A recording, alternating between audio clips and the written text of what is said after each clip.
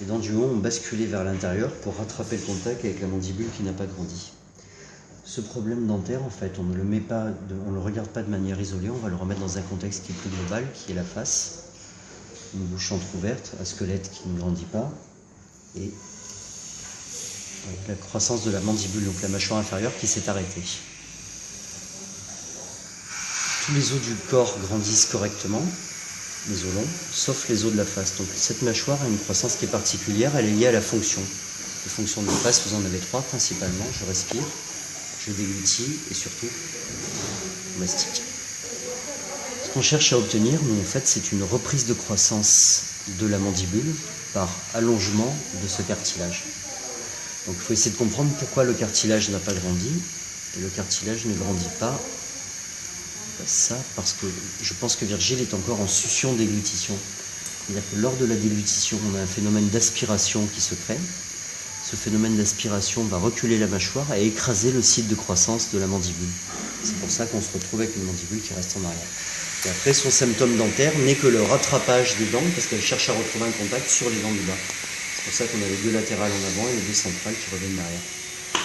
C'est lié à l'usage de la tétine quand il était petit? Ça peut être l'usage de la tétine et après majoré par le problème ORL. Et surtout, je pense, l'alimentation.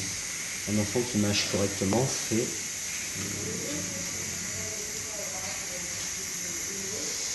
je vais vous montrer mes petites. Alors, 2 ans et demi, je suis sur des aliments durs, du pain. Et tous mes gestes de préhension vont se faire en avançant la mâchoire du bas. Et cette stimulation, en fait, c'est ce qui fait grandir l'os, parce que l'os de la mâchoire du bas grandit parce que les muscles travaillent correctement. Donc entre cette situation qui est une vraie mastication, qui est alternée, on se fatigue parce que l'aliment est dur, on bascule de l'autre côté, on va mâcher jusqu'à avoir la mâchoire fatiguée, hop, et on rebascule de l'autre côté. Ça, c'est une croissance normale. Vous avez la croissance pathologique moderne, qui est plus liée au pain de mie, aux aliments un peu mous, où l'enfant en fait met dans la bouche, fait une ouverture, fermeture mais verticale, sans mouvement latéral, et quand on avale, on aspire. Donc la tétine augmente ce problème, mais je crois que c'est surtout un problème alimentaire en fait. Il n'y a aucune usure dentaire chez Virgile. D'accord. La thérapeutique,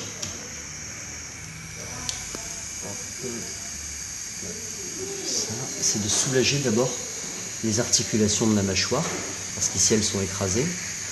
Pour cela, en fait, on porte un appareil qui est une plaque en résine. Là. Elle va apparaître. Oh, attendez, je ne l'ai pas. Ah, je ne l'ai pas sur cette version, pardon. Excusez-moi, je vais sortir.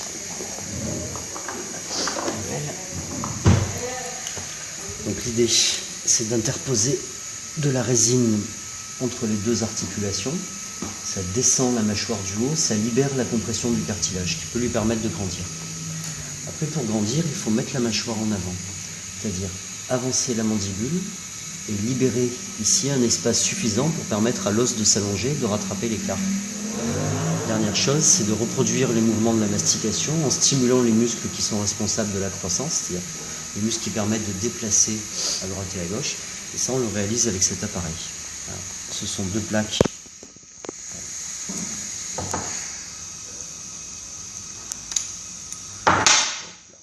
Un appareil amovible composé de 2 parties qui permettent à la mâchoire du bas de glisser. On relie ça avec des tiges qui guident les mouvements. Et le travail consiste à mettre le squelette en avant et d'effectuer des mouvements latéraux, droit, gauche, pour relancer la croissance. D'accord. Problème qui est lié à l'âge aujourd'hui. Virgile a 15 ans, oui, il a quand même le visage de poupon. Il n'a pas encore les signes de la puberté, oui. Mais il faut porter l'appareil tout le temps. D'accord. Ça fonctionne, il ne l'enlevait que pour manger et le sport. D'accord. Il est déjà assez âgé, on est sur la partie descendante de son pic de croissance. Oui. Si on n'y arrive pas, il faut envisager une option chirurgicale. Surtout pas enlever de dents ou de bagues et d'élastiques parce que ça ne marchera pas dans son cas. D'accord. Quand on va reprendre son visage,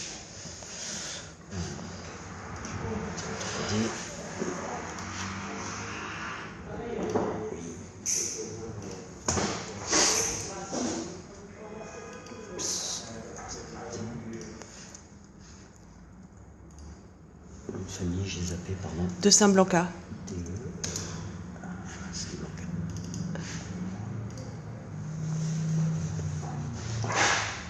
Donc, situation de départ.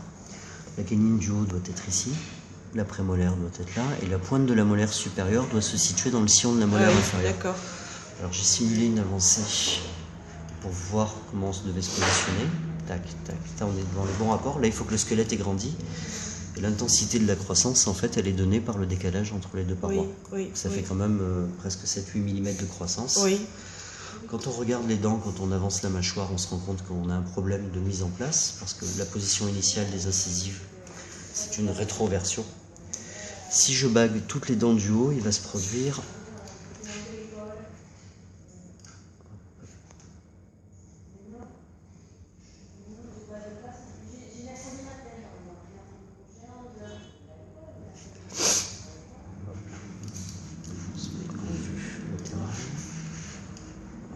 je vais demander un alignement automatique en respectant les formes d'arcade.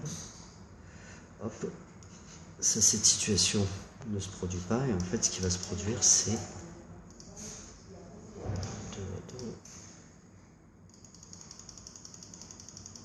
va remettre les points dans leur courbure sur la ligne bleue. On donne une petite inclinaison vers l'avant puisqu'elle était en arrière encore. Ouais. Arbitrairement ça ressemble à ça.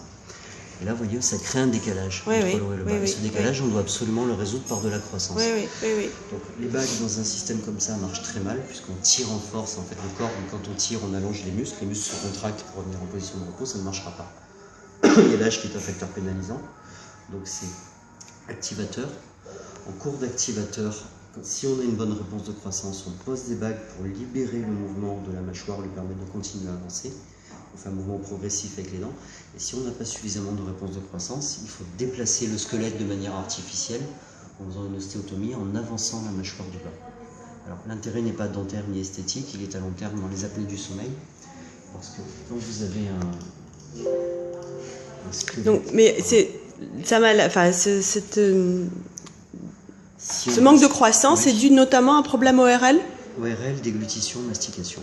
Le 3 et après peut-être majoré aussi par l'hérédité du papa. D'accord, ok. Mais je pense que c'est réellement fonctionnel chez lui parce qu'on a vraiment tous les signes de non-usure dentaire. Oui. Les canines sont toutes pointues, c'est une bouche en fait qui fonctionne. Ouverture, fermeture. Je ne sais pas comment il mange, mais il doit faire. D'accord, d'accord, ok.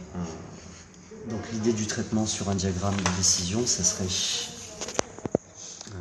Donc on appelle ça le guide de croissance. On a une réponse positive, on passe en multibague supérieure, puis dans un deuxième temps multibague inf.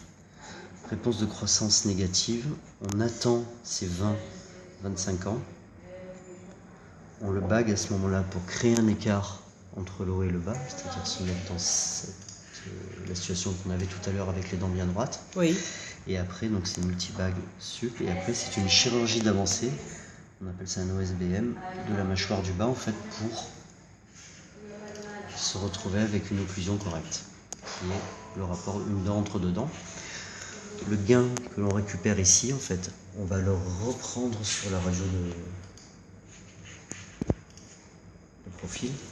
Et ce gain, en fait, va permettre d'avancer la paroi avant de la langue pour éviter qu'avec le temps, ce tuyau, qui n'a pas une forme circulaire mais une forme semi-elliptique, en fait, quand on dort, elle recule et elle va s'écraser contre la colonne vertébrale, ce qui provoque des apnées du sommeil. Là, c'est un risque morbide. D'accord. L'idée du traitement, c'est l'esthétique dentaire et secondaire, mais c'est vraiment la préservation de ce carrefour. Et après, la deuxième chose, quand vous avez une mauvaise position de la mâchoire du bas, il faut quand même que l'air passe ici. Donc on a soit deux solutions, soit on projette la langue très en avant pour avancer la paroi antérieure.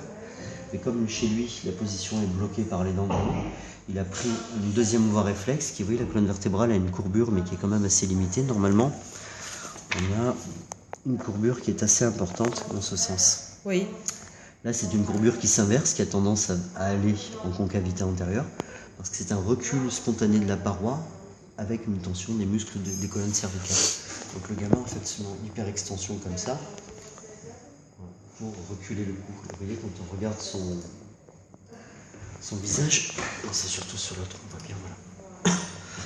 Le regard est presque à l'horizontale, mais la tête, vous voyez, semble en hyperextension sur un cou qui est droit. Oui, Ça, à terme, ce sont des lésions au niveau des cervicales, des douleurs cervicales ou des douleurs au niveau des trapèzes qui apparaissent. D'accord. Il faudrait théoriquement que la mâchoire du bas soit au moins ici.